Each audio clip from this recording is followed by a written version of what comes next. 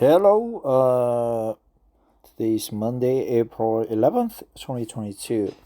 I will have a day off on Friday or next Monday, so I'm a little bit excited about that. I have about 20 minutes to go before I start walking towards my office. Yes, I commute on foot. For my health issues, I don't have issues, but I would like to make my body strong and stay healthy. Um I'm interested in the language itself, and here I came across interesting article about the voice, mother's voice interfering with our voice or our language patterns. Here, let's take a look into this article as a part of my daily English reading.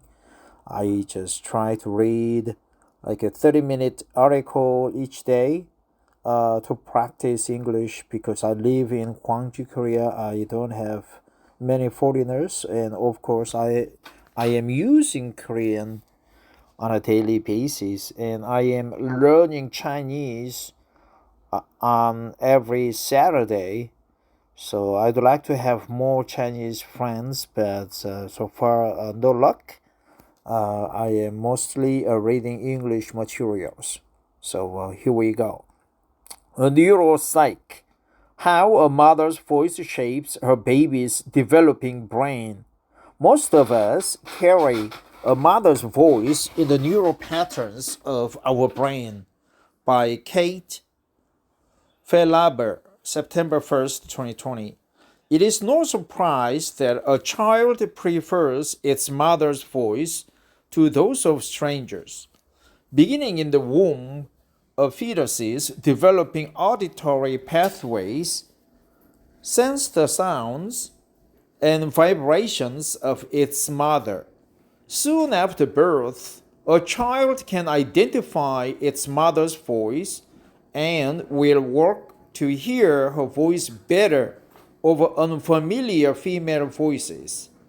A 2014 study of preterm infants showed that playing a recording of the mother's voice when babies sucked on a pacifier was enough to improve development of oral feeding skills and shorten their hospital stay.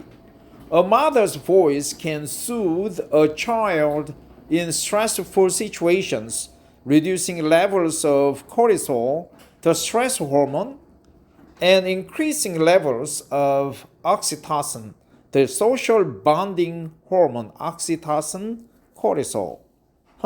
That's interesting. Beginning in the womb, a fetus is developing auditory pathways. Beginning in the womb, the fetus is developing auditory pathways, sense the sounds and vibrations of its mother. That's interesting.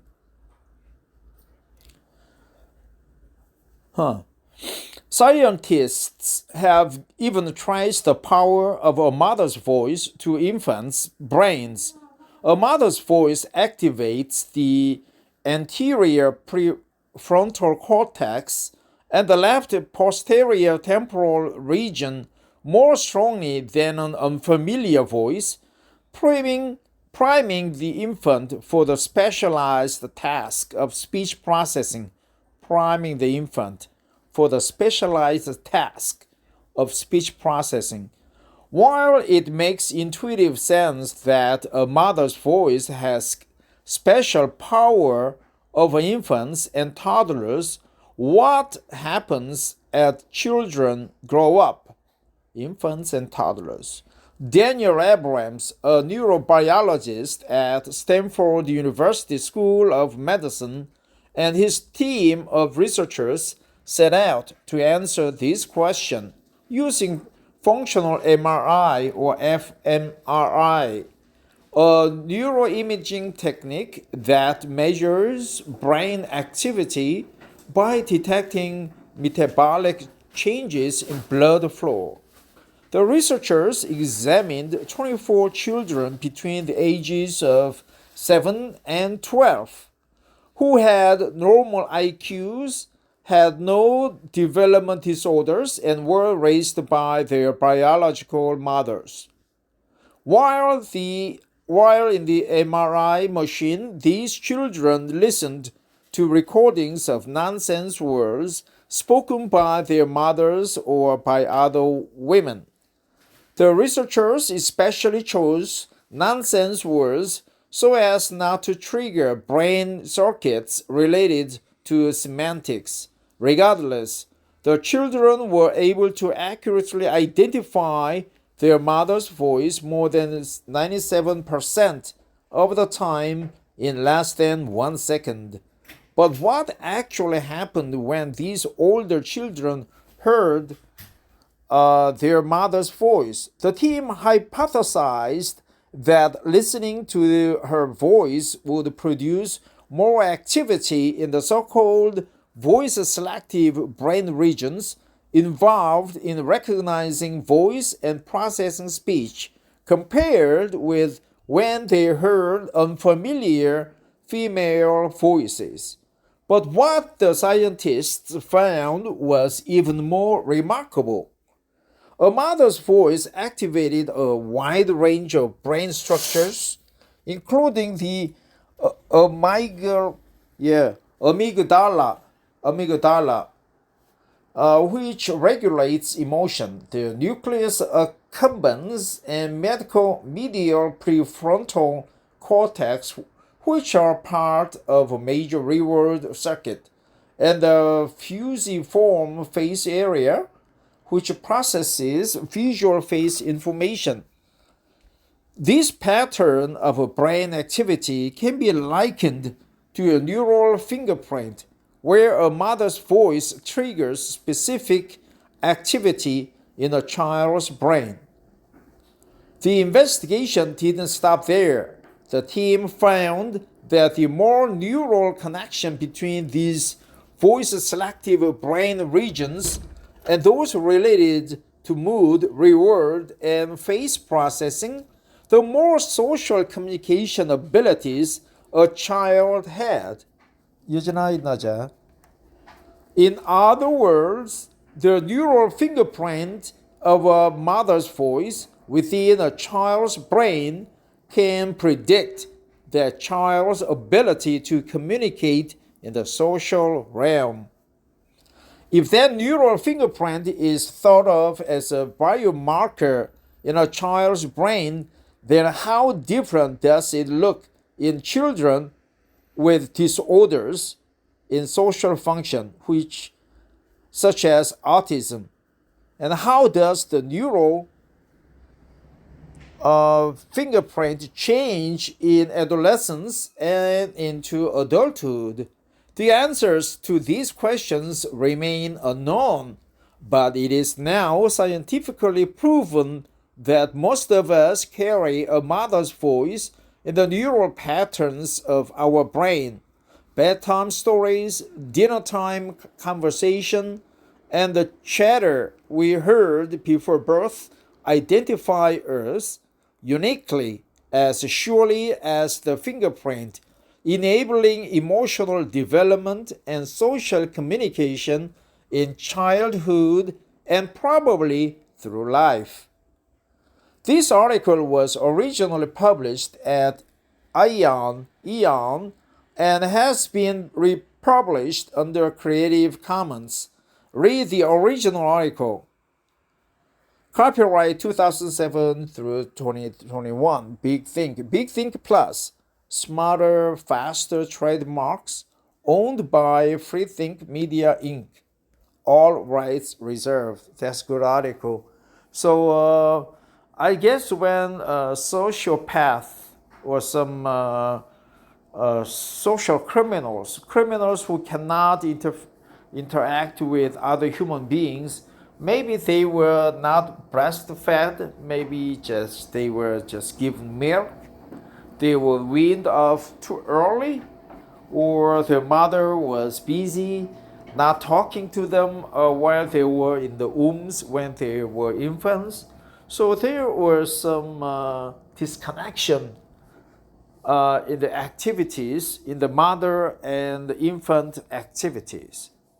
Like a mother was alcoholic or drug addict, or they just ignorant, illiterate, not so that the mothers could not read books to them. So these babies lost the distinctive patterns of their mother's voice. That's what I think.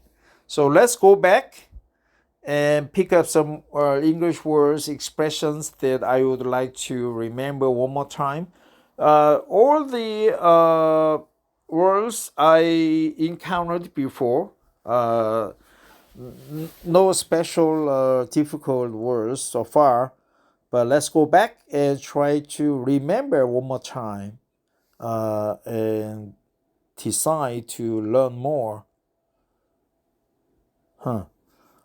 It's no surprise. It is no surprise that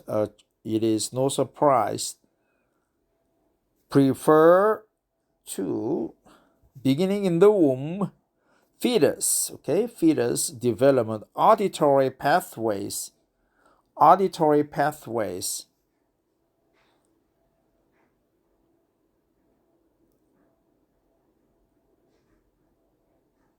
Sucked on a pacifier.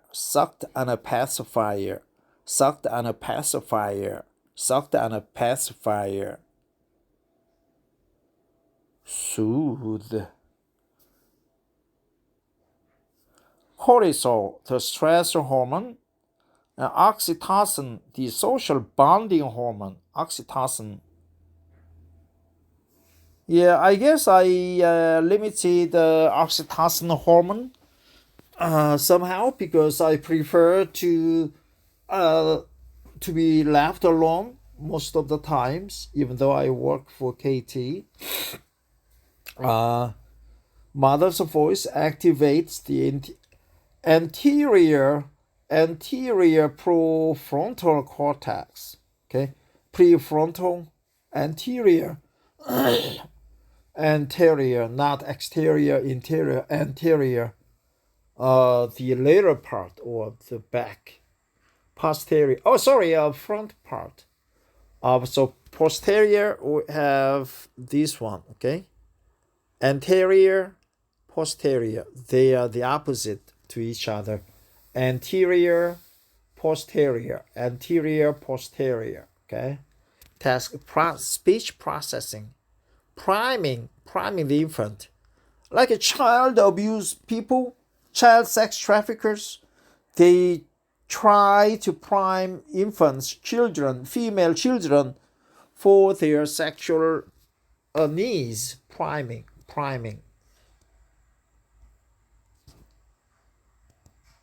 So that was good word, priming. Intuitive sense. It makes intuitive sense.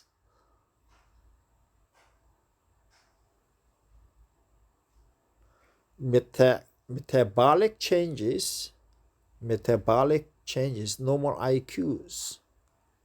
It's a plural, IQs. No development disorders.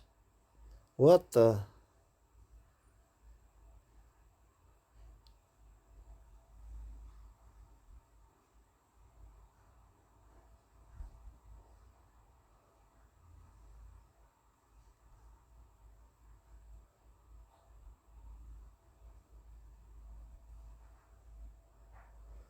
Yeah, sorry, this is one word I've never encountered before. Accumbens. Accustomed. Accumbens. Prefrontal cortex. Puciform face area. This one also too. Puciform. I will look them up later. Accumbens, puciform.